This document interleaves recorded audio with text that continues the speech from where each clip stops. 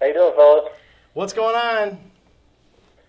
Oh, not much. How you guys doing? We're doing great, buddy. How's Denver? Oh, Denver's good. Well, Skeebee, let's not mince words. Let's get right to it.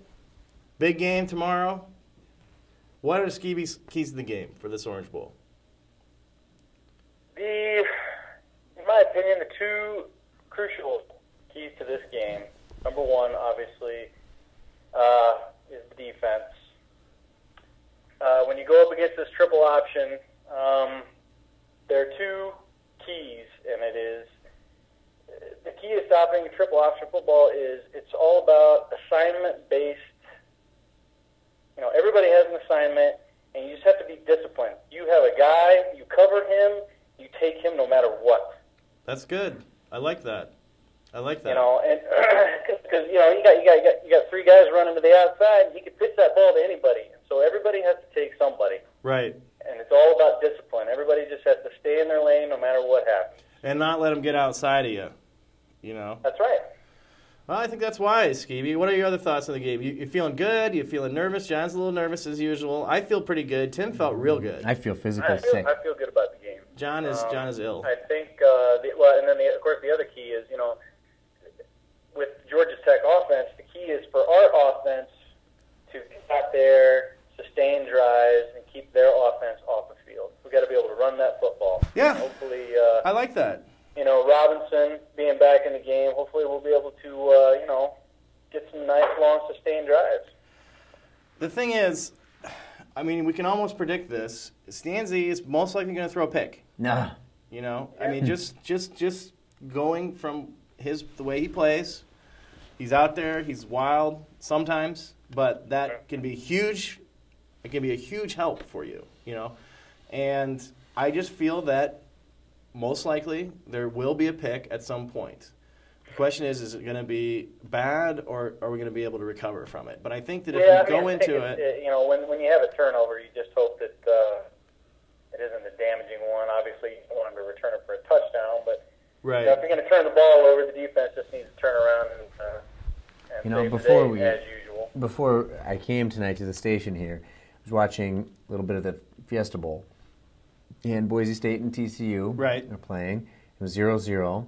TCU back to pass. Intercepted, returned for a touchdown. Pick six. And Boise State brought it back. My heart just sank to my shoes. I got that sickening feeling because I remember just how I feel when that happens to us. We must not allow that to happen. Absolutely. We cannot give them 7 points tomorrow night. Well, we can't have him be wild when we're close to the goal. Once you're past midfield or whatever, loosen up, fine. I mean, when he throws those pick sixes, it's always that little 6-7 yard out towards the sideline. Right. It's a long throw across the field. And he doesn't look off anybody. He looks right at the guy, and he's like, I'm throwing it to this guy. And the defender's like, here it comes, and it's an easy pick six whenever they get it. Right, yeah. Well, hopefully they've been, I mean, I can't see how they wouldn't be. Hopefully they've been concentrating on that, and, hopefully we won't see that. And I don't think we will. What they need to do in a situation like that, and what I always want them to do is when he does that little out, to do a little, out, pump fake, and then the guy just goes up the field. Right. Little fake and go. Right. I'll tell you what else. Don't forget about special teams in this game. Maybe we bring back a kick like DJK against Ohio State. Maybe we block a punt like Claiborne against Penn State. And you know who's an important guy in this game is our field goal kicker. I mean, we need everybody to be Everybody's sharp. going to have to step up. Everybody across the board is going to have to step up and give it 100%, put in a great effort, and turn in a great game.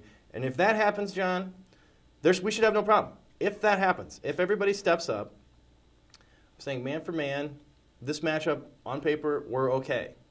If everybody plays their best game. Well, I've been following the Hawkeyes for 30 years now. Yeah. Longer than I've been doing anything else. Right. And this would be, I think, we've never got a win of this magnitude. This is a win this was an elite level bowl game. That's right. It would be a win in an elite level bowl game. That's right. That hasn't happened since I've been alive. You're right. We always seem to lose the big one, unfortunately. Well, Skeebee, I sent you the bowl button, and I sent him a little present as well, a little Orange Bowl T-shirt. I'm wearing it right now.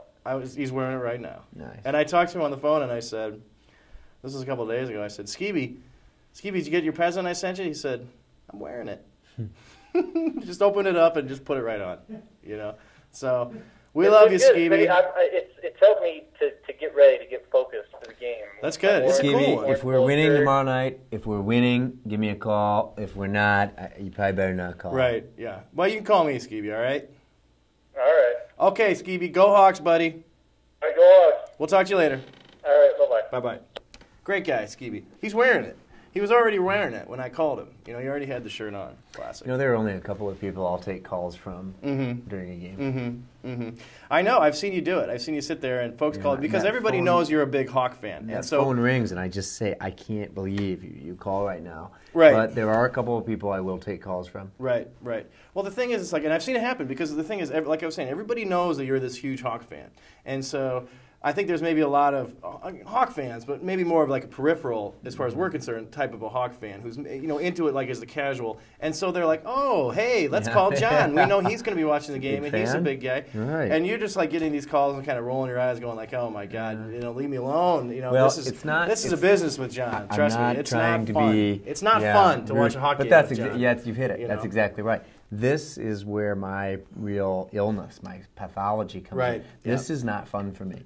This is not fun for me I'm not complaining. It's just, this is where it hurts. It hurts right now. It hurts. I want this so bad that it hurts. It reminds me, tell you what, yeah. I want to win it, and if we win it, that's when I have more fun than I can describe. Absolutely. I just love it. Johnny, it's a feeling of elation for me. I think you're going to have a fun week, man. I think you're going to have a fun week. What it reminds me of is that Michigan State game that my dad and we drove to that game, and that was not fun to sit there during that game for, obviously for the first 59 minutes of that game.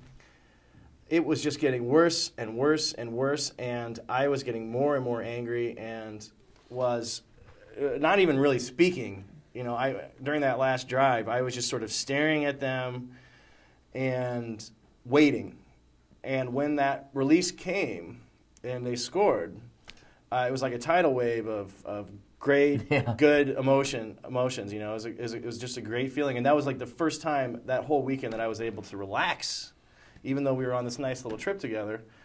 Anyway. Amen. Speaking of Alan Molly, any updates from Miami? I talked to him today. It's cold. It's cold. It's like it froze last night, and they don't have the right clothes because it was 80 degrees last week, so they're a little bit.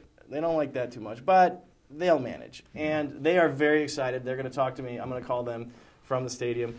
They are very excited. They're going to be there representing the black and gold for the Stroh family. And they drove down there. They made really good time, record time. They said there's tons of Hawk fans down there, so it's a good scene. And I think maybe even that cold plays to our advantage. I would definitely think that would be better. I mean, it's not going to be freezing, but I would agree. They probably haven't. Georgia Tech probably has not played a cold weather game all year, and we certainly have. I'll tell you this: I want to see Brian Balaga or whoever is lined up against this All-American defensive end Morgan for them.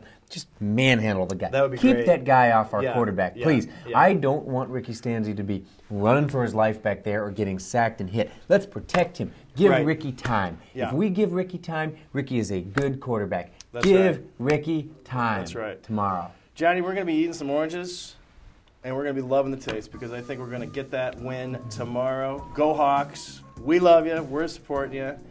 There's the music, Johnny. We're out of time. Another episode of Rollin' Iowa's in the books. It's great to have you as always as my co-host and my good buddy as well. Okay, go Hawks. Go Hawks. I hope so. As you can tell, I'm very nervous. I wanted that. I know how you feel, buddy. Well.